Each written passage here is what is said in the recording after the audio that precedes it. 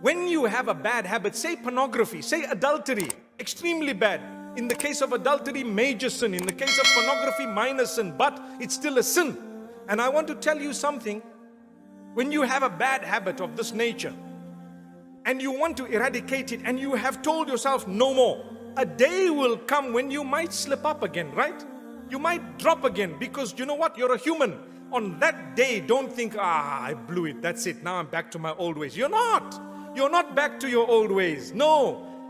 If you blew it one day, at least you did better. You used to do it every day before.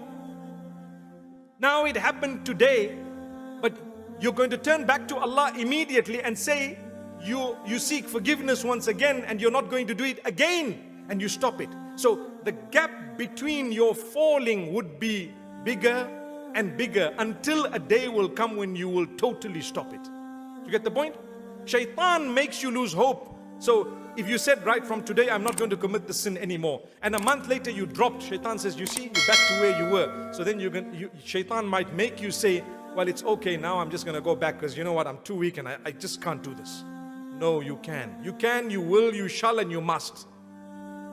If you fell a month later, get up, seek the forgiveness of Allah. You might fall 6 months later. How's the gap? Bigger. Is that an improvement? It's like smoking 3 cigarettes from 30. See, big improvement. After that, you might fall a year later. What happened? You must get up immediately and promise Allah that you're going to stop it and you're not going to do it again. That's the condition. Then you can eradicate that bad habit. Otherwise, if you're going to give up every time you fall, we all fall. We all fall, myself included. We are human beings. We will fall. Allah wants you to be dedicated. If you missed one salah, does it mean you must stop all your salahs? No. You might miss it even if you're regular with your salah. You're a human being. The Prophet ﷺ says you may sleep a little bit sometimes, much, and you might not realize that the time of salah has crossed. As soon as you get up, fulfill your salah. Or you might suffer with forgetfulness at a time. It's possible. You were busy doing something and you forgot. That's a hadith of the Prophet ﷺ.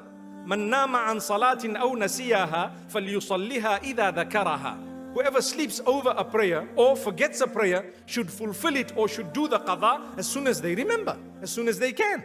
It's a simple hadith. He didn't say that's a bad person, because you're a human. But the point I'm raising is, in the same way, when you are trying to get rid of a bad habit, you might falter somewhere down the line. Don't let that be a means of you giving up, but rather get up and continue for longer without that bad habit.